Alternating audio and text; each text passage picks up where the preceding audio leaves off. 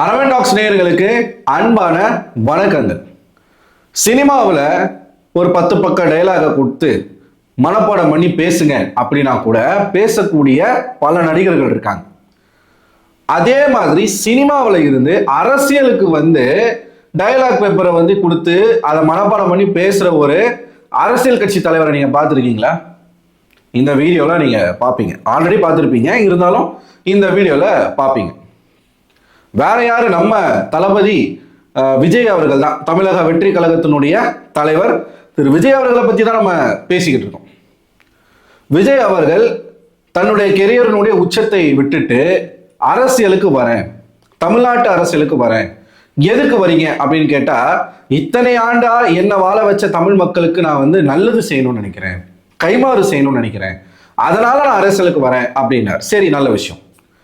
சரி, உங்களோட இப்ப அரசியல் கட்சி அப்படின்னா கொள்கை இருக்கணும் இல்லையா? கொள்கையை வச்சுதானே ஒரு கட்சி அரசியல்ல செயல்பட முடியும். கொள்கை அப்படிங்கறதா அந்த ஆணி வேறு. என்னடா கொள்கையை கொண்டு வர போறாரு அப்படின்னு பார்த்தா, தமிழ் தேசியமும் திராவிடமும் தமிழ்நாட்டின் இரு கண்கள், அதே மாதிரிதான் நமக்கும் அப்படின்ட்டார். ஒண்ணு தமிழ் தேசியம்னு சொல்லணும், இல்லைன்னா திராவிடம்னு சொல்லணும். ரெண்டுமே பொருந்தாத கொள்கை. அது ரெண்டையுமே சேர்த்து ஒருத்தர் கொண்டு வந்திருக்காரு அப்படின்னும் போது அந்த இடத்துலயே நமக்கு என்னடா இது அப்படிங்கிற ஒரு குழப்பம் வந்துச்சு. நமக்கு இருக்க குழப்பத்தை விட அவங்களுக்கே குழப்பம் இருக்கு. எந்த கொள்கையை வச்சு தமிழ்நாட்டில் அரசியல் பண்றது? முதல்ல கொள்கைனா என்ன அப்படிங்கிற ஒரு குழப்பத்திலேயே கட்சி தலைவர்ல இருந்து அடிமட்ட தொண்டன் வரைக்கும் இருக்கிறாங்க அந்த கட்சியில. இப்ப என்னடா அப்படின்னு பாத்தீங்கன்னா, என்ன கதைன்னு பாத்தீங்கன்னா, சமீபத்துல ஒரு ஆர்ப்பாட்டம் மாதிரி ஒண்ணு பண்ணாங்க, ஒரு மாநாடு. அது அவங்க மாநாடுன்றாங்க, ஆனா போற இடம்லாம் ஆர்ப்பாட்டம் மாதிரி தான் விஜய் அவர்கள் பண்ணிக்கிட்டு இருக்காங்க. தன்னை பற்றி யாரெல்லாம் குறை சொன்னாங்களோ, தன்னை பற்றி என்னென்ன விமர்சனங்கள் வந்துச்சோ அதை அத்தனைக்கும் அங்க பதில் சொல்றாரே தவிர்த்து தன்னுடைய அரசியல் கட்சி இந்த தமிழ்நாட்டில் என்ன பண்ண போகுது அப்படிங்கிறதுக்கான ஒரு மாநாடு மாதிரி நடக்கல. இப்ப சமீபத்துல நாம் தமிழர் கட்சியினுடைய மாநாடு நடந்துச்சு. மாநாடுனா அதுதான் மாநாடு. அந்த மாதிரி விஜய் அவர்கள் பண்றாரான்னு கேட்டீங்கன்னா, அவரை குறித்து யாரெல்லாம் விமர்சனம் பண்ணாங்களோ, அவரை குறித்து யாரெல்லாம் என்ன கிண்டல் கீழ் என்னென்ன ட்ரால் வந்திருக்கோ அதுக்கெல்லாம் பதில் சொல்லிக்கிட்டு இருக்காப்ல. அந்த மாநாட்டில் நான் பார்க்கும்போது ஒரு சம்பவம் ஒன்று நடந்துச்சுங்க. இன்னி வரைக்கும் அதுதான் பேசு பொருளாக மாறி இருக்கு. என்ன அப்படின்னு பார்த்தீங்கன்னா, ரொம்ப உணர்ச்சி வசப்பட்டு சில விஷயங்கள் அவர் பேசினார். உச்சகட்டமா என்ன சொல்லிட்டார் அப்படின்னா, என்ன விமர்சனம் பண்றது, தமிழ்நாட்டு மக்களை விமர்சனம் பண்ற மாதிரி, எனக்கு அரசியல் தெரியலன்னு சொல்றது தமிழ்நாட்டு மக்களுக்கு அரசியல் தெரியலன்னு சொல்ற மாதிரி, உங்களுக்கு தீய சக்தி ஸ்டாலின் வேணுமா இல்ல தூய சக்தி விஜய் வேணுமா, இப்படி எல்லாம் பேசிட்டு இருந்தாப்ல. எனக்கு சத்தியமா புரியல. உங்களை விமர்சனம் பண்ணுவது எப்படி தமிழ்நாட்டு மக்களை விமர்சனம் பண்ற மாதிரி ஆகும்? இது என்ன லாஜிக்னே நமக்கு புரியல இல்லையா? இந்த ஒரு குழப்பம் நமக்கு இருக்கும் பொழுது விஜய் அவர்களை விமர்சனம் பண்ணா தனிப்பட்ட விஜய் அவர்களுடைய விமர்சனம் மட்டும்தான் அது அவரை தான் அஃபெக்ட் பண்ணும். தமிழ்நாட்டு மக்களை அதை எப்படி அஃபெக்ட் பண்ணும்? இப்படி சாடி விடுறாரு ஒட்டுமொத்த. இப்ப நானும் தமிழ்நாட்டு மக்கள் தான். இப்ப நான் என்ன விஜயா? சரி, ஒவ்வொரு வீட்டுக்குள்ளேயும் ஒரு விஜய் இருக்கான், ஒவ்வொரு வீட்டுக்குள்ளேயும் ஒரு விஜய் இருக்கான்னு விஜய் அவர்கள் சொல்றாங்க. இப்ப நான் வரேன்னா உங்க வீட்டுல என்ன சேர்த்துப்பீங்களா? இப்ப நானும் உங்களுடைய வாக்கின்படி நானும் ஒரு விஜய் தானே. உங்க சொத்துல பாதி எழுதி வைப்பீங்களா? உங்க வீட்டில் என்ன சேர்த்துப்பீங்களா? உங்க பக்கத்திலேயே எனக்கு படுக்கிறதுக்கு இடம் கொடுப்பீங்களா? இதெல்லாம் பண்ணுவீங்களா? இந்த மாதிரி யாராச்சும் கேள்வி கேட்டா விஜய் அவர்கள்கிட்ட இருந்து என்ன பதில் வரும்? முதல்ல அவர்கிட்ட யாரும் கேள்வி கேட்க முடியாது. ஏன்னா அந்த ஸ்பேஸே அவர் கொடுக்கல. அது ஒண்ணு. சரி, இந்த பேசுறாரா, என்னை விமர்சனம் பண்றது தமிழ்நாட்டு மக்களை விமர்சனம் பண்ற மாதிரி அப்படின்னு சொல்லிட்டு பேசுறாரா? அடுத்து பார்த்தீங்கன்னா, என்னையும் மக்களையும் பிரிக்கவே முடியாது. அது ஒரு என்னமோ சொன்னாரு, ஒரு எமோஷனலா சென்டிமெண்டா அட்டாச்மெண்டா ஏதோ ஒன்று சொன்னாப்ல. இதுல இருங்க, நான் வரேன், அதுக்கப்புறமா வரேன் சொல்லிட்டு திடீர்னு ஒரு கேப் விட்டு அழ ஆரம்பிச்சிட்டாப்ல. அழ ஆரம்பிச்சாருன்னா ஒரு மாதிரி ஃபீல் பண்றாப்ல. என்னடா ஃபீல் பண்ணிக்கிட்டு இருக்காரு அப்படின்னு பார்த்தா, எல்லாமே ஸ்கிரிப்ட் பேப்பர் லீக் ஆயிடுச்சுங்க. அதாவது நான் முன்னாடியே சொன்ன மாதிரி, சினிமாவில் ஒரு 10 பக்க டைலாக் எழுதி கொடுத்து அதை மனப்பாடம் பண்ணி அதை பேசக்கூடிய ஒரு நடிகனுடைய திறமையை நம்ம பாராட்டலாம். அதே மெத்தடை நீங்க அரசியலையும் ஃபாலோ பண்றீங்க அப்படின்னா நீங்க அரசியலையும் நடிக்கிறீங்கன்னு தானே அர்த்தம். ஒரு நடிகர் விஜயாகத்தானே இன்னும் நீங்க இருக்கிறீங்க. தமிழ்நாட்டில் இருக்கக்கூடிய பிரச்சனைகளை மனசுல இருந்து உங்களால பேச முடியாது. உங்களுக்கு ஒரு 10 பக்கம் ஸ்கிரிப்ட் எழுதி கொடுக்கணும், அதை மனப்பாடம் பண்ணி அதை அப்படியே நீங்க அந்த பஸ் மேல நின்று நடிக்கிறீங்க, இன்ச் பை இன்ச் நடிக்கிறீங்க. அப்படின்னா விஜய் அவர்கள் எப்படி நம்பி தமிழ்நாடு மக்கள் ஓட்டு போட முடியும்? என்ன சொல்றேன்னு உங்களுக்கு புரியுதா? அதாவது ஒரு கேப் விடுறாப்புல, கேப் விட்டு வந்து ஒரு மாதிரி ஃபீல் பண்றாப்புல, சாரின்றாரு, அதுக்கப்புறம் மறுபடியும் பேச ஆரம்பிக்கிறாரு. இது எல்லாமே இன்ச் பை இன்ச் அவருக்கு வந்து ஸ்கிரிப்ட் எழுதி கொடுத்துருக்குறாங்க. நான் என்ன கேட்குறேன்னா, இது ஒரு நல்ல தலைவனுக்கு அழகா?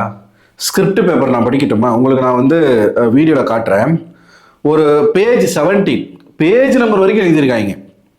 இந்த இடத்தில் நார்மலாக பேச தொடங்கி அப்படியே சத்தமாக பேசவும். எனக்கு எதிராக செய்கிற ஒவ்வொரு செயலும் அது மக்களுக்கு எதிராக செயல், மக்களுக்கு எதிரான செயல், அவங்களுக்கு தெரியாம போச்சு. மக்களுக்கு எதிரான செயல் அவங்களுக்கு தெரியாம போச்சு. இதுதான்.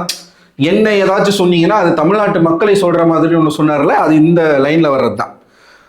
இந்த விஜயும் மக்களும் வேற வேற இல்லை. இந்த விஜயும் மக்களும் ரத்தமும் சதையும் மாறி உடலும் உயிரும் மாதிரி ஒன்னிலிருந்து ஒன்று பிரிக்கவே முடியாது. இதைத்தான் வந்து அவரு எமோஷனலா பேசினாப்ல. அடுத்து வருது, எவ்வளவு கத்தி சொல்ல முடியுமோ அவ்வளவு கத்தி சொல்ல வேண்டும். என்னத்த? சென்சிட்டிவான சென்டிமெண்ட், அது சென்சிட்டிவான சென்டிமெண்ட் அப்படின்னு ஒன்று பேசியிருப்பார் இல்லையா? இது இது எல்லாத்தையுமே பக்காவா அவருக்கு ஸ்கிரிப்ட் எழுதி கொடுத்துருக்குறாங்க யாரோ ஒரு நபர்.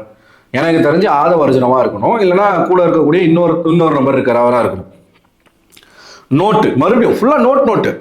இந்த வரியை பேசி முடித்துவிட்டு சிறிது கேப் விட வேண்டும். பேச முடியாதது போல் செய்து மைக்கை விட்டு சற்று நகர்ந்து சென்று அழவும் உங்கள் பாணியில். மறுபடியும் மைக் பக்கம் வந்து கண்கலங்கி சாரி சொல்லிட்டு எமோஷனலாக பேச தொடங்கவும். சாரி, இதை யாரும் அசைக்க முடியாது. மக்களை நேசிக்கிற விஜய் வேணுமா? மக்கள் விரோத ஆட்சி நடத்துற ஸ்டாலின் சார் வேணுமா? ஸ்டாலின் அங்கிள் அப்படின்னு சொன்னது இப்ப மாறி போய் ஸ்டாலின் சார் அப்படின்னு வருது. இந்த சார்னு சொல்லக்கூடிய அளவுக்கு வந்த மாற்றத்துக்கு என்ன காரணம்? அதுக்கு பின்னாடி பல ஊம குத்துகள் இருக்கு அப்படிங்கிறத நம்ம புரிஞ்சுக்கணும். இந்த விஜய நம்புறீங்களா, ஸ்டாலின் சாரை நம்புறீங்களா? Proof, this is the proof அப்படின்னு ப்ளீஸ் டேர்ன் ஓவர் பேஜ் கீழே ப்ளீஸ் டேர்ன் ஓவர்ன்ற வரைக்குமே அவருக்கு டயலாகாக எழுதி கொடுத்துருக்கிறாங்க. அதை மனப்பாடம் பண்ணி மேடையில நடித்து கொண்டிருக்கக்கூடிய ஒரு நடிகனாகத்தான் இன்றளவும் விஜய் அவர்கள் இருக்கிறார். இதுக்கு எதுக்கு உங்களுக்கு ஓட்டு போடணும்?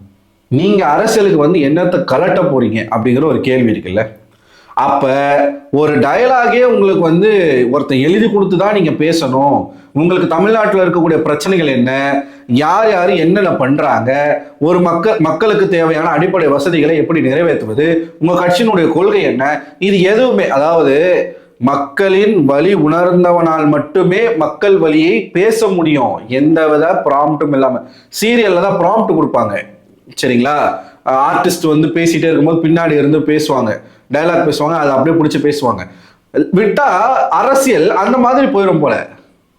இப்ப திரையில இருந்து பல பேர் வந்து அரசியலுக்கு வந்திருக்காங்க தமிழ்நாட்டில். இதுக்கு முன்னாடி திரை உலகத்துல இருந்து அரசியலுக்கு வராத ஆட்களே கிடையாது. எம்ஜிஆர் அவர்கள் வந்தாரு, கலைஞரா இருக்கட்டும், அண்ணாவா இருக்கட்டும், எம்ஜிஆர், ஜெயலலிதா, விஜயகாந்தா இருக்கட்டும், சீமான் அண்ணனே வந்து திரைத்துறையில இருந்துதான் வந்தார். ஆனா அதை மட்டுமே அவர்கள் ஒரு தகுதியாக கொண்டு வரல. இதுதான் இங்க விஜய்க்கும் மற்றவர்களுக்கும் இருக்கக்கூடிய வித்தியாசம். இப்ப சீமான் அண்ணன் வந்து அவர் படம் எடுக்கிறதுக்கு முன்னாடியில இருந்தே அரசியல் கருத்துக்களை பேசக்கூடிய ஒரு நபர். பெரியார் மேடையில் ஆரம்பிச்சு ஈழம் வரைக்கும் சென்று பல விஷயங்கள் பண்ணியிருக்காரு. அதுக்கு வந்து ஆதாரம் அது நிறைய விஷயங்கள் இருக்கு.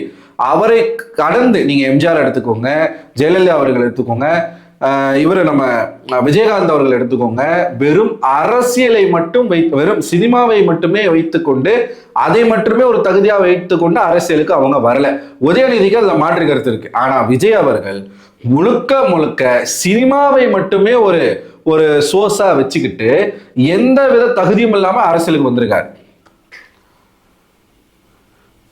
அவருக்கு அரசியல் தெளிவு இல்லை, புரிதல் இல்லை, உள்ள இருந்து எதுவுமே வரல, மக்களுடைய வழி வந்து அவருக்கு தெரியல, அவர் உணரல. அதனால தான் அவருக்கு ஸ்கிரிப்ட் எழுதி கொடுக்குறாங்க.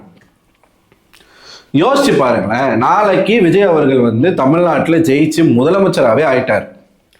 அவருக்கு என்ன தெரியும்?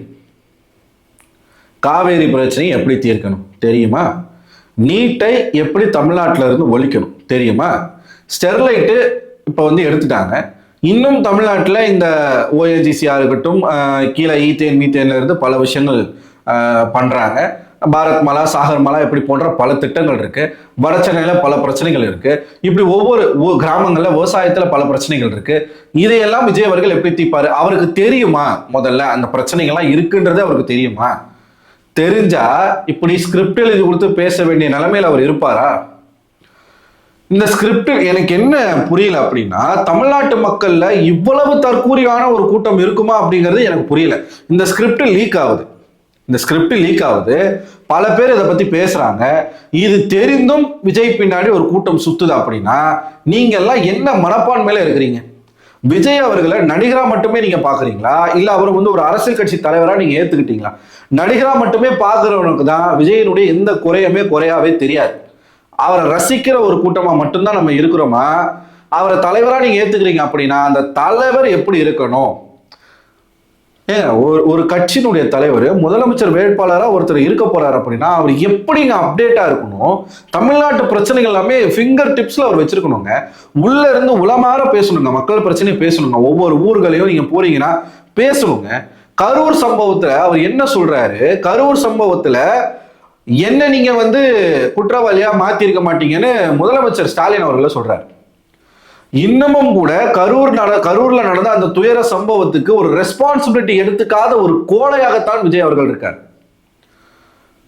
இங்க தலைவர் இப்படி இருக்கும் போது தொண்டை எப்படி இருப்பான்? பிக் பாஸ் ஜூலி காரி துப்புது. ஜூலியெல்லாம் திட்டுற அளவுக்கு விஜய் அவர்களுடைய நிலைமை வரும் அப்படி இதையெல்லாம் உணர்ந்துதான் ரஜினிகாந்த் அவர்கள் அரசியலுக்கு வரல. எப்பா எனக்குன்னு வந்து நல்ல பேர் இருக்கு, இதை நான் வந்து அரசியலுக்கு வந்து நான் கெடுத்துக்க விரும்பல. இந்த தப்பைத்தான் கமலஹாசன் அவர்கள் செஞ்சுட்டார். அந்த தப்பை மீண்டும் கமலஹாசன் அவர்களுக்கு கூட அரசியல் தெளிவு இருக்கு, அவருக்குன்னு ஒரு கொள்கை இருக்கு, தமிழ்நாட்டு பிரச்சனைகள்ல அவருக்கு பல புரிதல்கள் இருக்கு. ஆனா விஜய் ஜீரோ. அவர் வந்து ஒரு நடிகர், அவர் வந்து பெரிய மாஸ் ஹீரோ. திரையிலும் ஒரு ஹீரோ கிடையாது, தரையிலும் அவர் ஹீரோ கிடையாது. விஜய் அவர்களை உருவாக்கியது ஒரு இயக்குனர் எழுதிய ஸ்கிரிப்ட், ஒரு இயக்குனர் எழுதிய டயலாகு, ஒரு ஸ்டண்ட் மாஸ்டர் வந்து இயக்குற காட்சி, ஒரு இயக்குனர் இயக்கக்கூடிய காட்சி, இதுல நடிக்கக்கூடிய நடிகன் மட்டும்தான் விஜய். அவர் திரையில என்ன பண்ணாரோ அதை இன்னைக்கு தரையில பண்ணிக்கிட்டு இருக்கார். ஒரு இயக்குனர் அவன் வசனம் எழுதி கொடுக்குறான், ஸ்கிரிப்ட் எழுதி கொடுக்குறான், இதை பேசு, இந்த இடத்துல பேசு, சத்தமா பேசு, எமோஷனலா பேசு, இந்த இடத்துல அழு, இந்த இடத்துல சோகமா பேசு அப்படின்னு எழுதி கொடுக்குறான். அதை வைத்து கொண்டு படித்து மனப்பாடம் பண்ணி நடிச்சுக்கிட்டு இருக்கக்கூடிய நடிகனாக மட்டும்தான் இன்னமும் விஜய் இருக்கார். இவர் என்னைக்கு தலைவர் பக்குவத்தை அடைந்து என்னைக்கு தமிழ்நாட்டு மக்களுக்கு நல்லது செய்ய போறார்? இவர் இப்ப தலைவன் இப்படி இருக்கும் பட்சத்துல தொண்டர்கள் எப்படி இருப்பாங்க? ஒரு மீட்டிங் உண்டு, அந்த வீடியோலாம் நான் உங்களுக்கு காட்டுறேன்.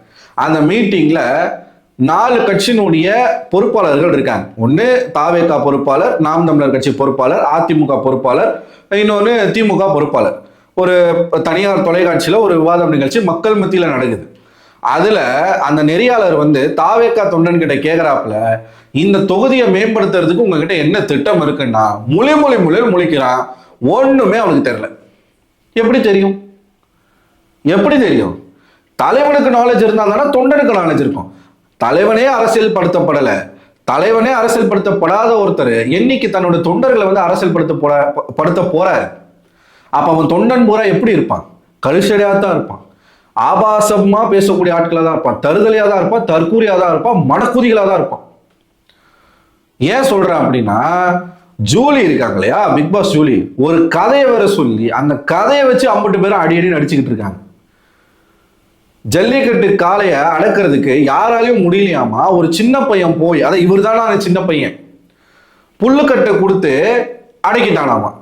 அந்த சின்ன பையன் யாரு? இவரு அவரையே சொல்லிக்கிறார்.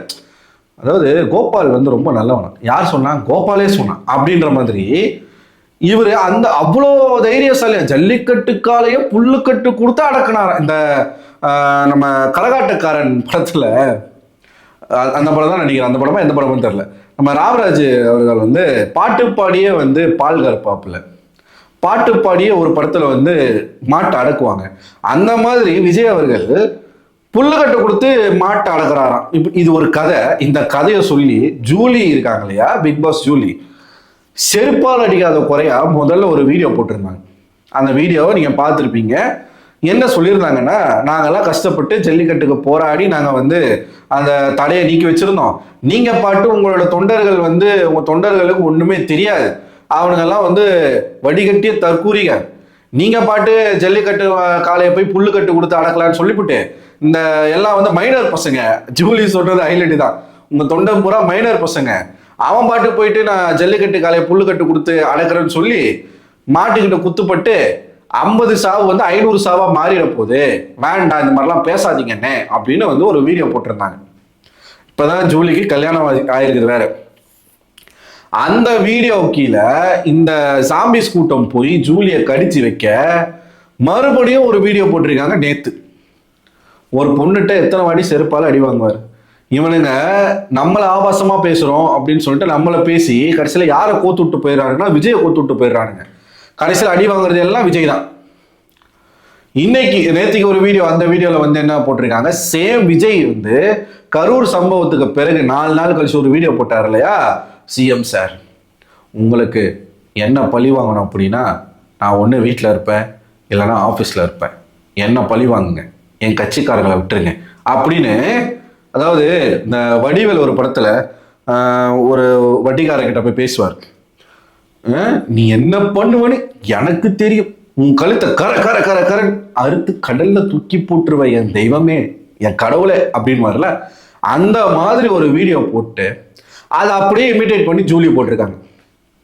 உங்க தொண்டர்கள் வந்து இந்த மாதிரி என்னை கடிக்கிறாங்க, என்னை கடிக்கிறது மட்டும் இல்லாம என்னுடைய நண்பர்கள் என்னுடைய குடும்பத்தார் எல்லாம் கடிக்கிறாங்க. உங்க கட்சியில பெண்களுக்கு எந்த அளவுக்கு பாதுகாப்பு இருக்கும் அப்படிங்கிறது இதை வச்சு நல்லாவே தெரியுது. உங்க கட்சிக்கார பசங்களுக்கு வந்து அறிவு கிடையாது, ஒண்ணுமே கிடையாது. கொஞ்சம் புத்திமதி சொல்லுங்க. உங்களுக்கு என் மேல கோவம்னா என்ன வேணாலும் பேசுங்க, என் நண்பர்களையும் என் உறவினர்களையும் விட்டுருங்க அப்படின்னு ஜூலி வீடியோ போட்டு விஜய கலாய்க்குது. தேவையான்னு உங்களுக்கு தேவையான்னு கேட்குறேன். தமிழ்நாட்டில் ஒரு நடிகன் அரசியல் கட்சி தொடங்கக்கூடாதா, ஒரு நடிகன் வந்து அரசியல் பண்ணக்கூடாதா அப்படின்னு கேட்டிங்கன்னா 100க்கு 200 விழுக்காடு பண்ணலாம். அதாவது இந்திய சட்டத்தில் அதுக்கு அத்தனையும் உரிமை இருக்கு. ஆனால் நடிப்பை மட்டுமே வைத்துக்கொண்டு ஒருவன் அரசியலுக்கு வருவான் அப்படின்னா, அதுவும் தாவேக்கா போன்ற ஒரு கொள்கையற்ற ஒரு கூட்டம் வந்து தமிழ்நாட்டுக்குள்ள வளரும் அப்படின்னா, அது திமுகவை விட மிக மோசமான ஒரு ஆட்சியை தான் இங்கே நடத்த முடியும். திமுகவை விட மிக மோசமான ஒரு கட்சியாகத்தான் மக்கள் வந்து அல்லோல் படுவாங்க. 100% சொல்றேன். கொள்கை இல்லாத ஒரு கட்சியால ஒரு நல்ல ஆட்சியை இந்த நாட்டில் கொடுக்க முடியாது. அதுக்கு தலைவரும் ஒரு உதாரணம், தொண்டர்களும் உதாரணம். தயவு செய்து இந்த நீங்க ஸ்கிரிப்ட் எழுதி தான் தொலைறீங்க, அதை எவன்டா லீக் பண்றது? லீக் பண்ற அளவுக்கு உங்க கூட வந்து அவ்வளோ வீக்கான ஆட்களை வச்சுக்கிட்டு தமிழ்நாட்டில் இந்த 2026 ஒரு மிக சிறந்த கோமாளியாக விஜய் அவர்கள் மாற்றப்பட்டு கொண்டிருக்கிறார். இதை விஜய் வந்து உணர்றாரா இல்லையானே தெரியல. ஒரு பக்கம் நாம் தமிழர் கட்சியில சாட்டை போட்டு அடிக்கடி அடிக்கிறாரு. இன்னைக்கு பல பேர் அடிக்க ஆரம்பிச்சிருக்கிறாங்க. எடப்பாடி அடிக்க ஆரம்பிச்சிட்டாரு, திமுக போட்டு அடிக்கிறாங்க, எல்லார்கிட்டயும் அடி வாங்குறீங்க. சொல்றதுக்கு ஒன்றும் இல்லை. இன்னமும் இந்த கட்சியை நம்பிக்கிட்டு இவர் ஒரு தலைவர், இந்த தலைவர் வந்து தமிழ்நாட்டு மக்களுக்கு நல்லது செய்வாரு நம்பக்கூடிய ஒரு கூட்டம் உங்களெல்லாம் சொல்லி எந்த பயனும் இல்லை. ஏன்னா உங்க தலைவரே சரி கிடையாது. உங்களை வந்து என்ன சொல்றது? தயவுசெய்து அரசியல்லாம் என்னன்னு படிச்சுட்டு அதுக்கப்புறமா அரசியலுக்கு பண்ண வந்தீங்கன்னா நாட்டு மக்களுக்கு நல்லது. உங்களுக்கு நல்லது இல்லையோ மக்களுக்கு நல்லது. இப்ப இருக்கிற நிலைமையை பார்த்தா உங்களுக்கு தான் ரொம்ப நல்லது. ஏன்னா சுத்தி அடி வாங்குறது என்னமோ விஜய் தான். தயவுசெய்து அரசியல் படிங்க. ஸோ இதை பார்க்கும் பொழுது நீங்க என்ன நினைக்கிறீங்க? நீங்க எந்த கட்சி அவனே இருந்துட்டு போங்க, நீங்க தாவேக்காவா கூட இருங்க, விஜய் ரசிகரா கூட இருங்க. இப்படி ஒரு தலைவன் வந்து ஸ்கிரிப்ட் பார்த்து பேசிதான் வந்து மக்கள் மத்தியில தன்னுடைய கருத்துக்களை கொண்டு போய் சேர்க்க முடியும் அப்படின்னா இந்த தலைவர்னால என்ன பண்ண முடியும்? மக்களுக்கு என்ன பண்ண முடியும்? உள்ளார்ந்து உளமாற என்ன பண்ண முடியும்? நாளைக்கு இவர் இன்னொருத்தருடைய கைப்பாவையா இருக்க மாட்டாருன்னு என்ன நிச்சயம்?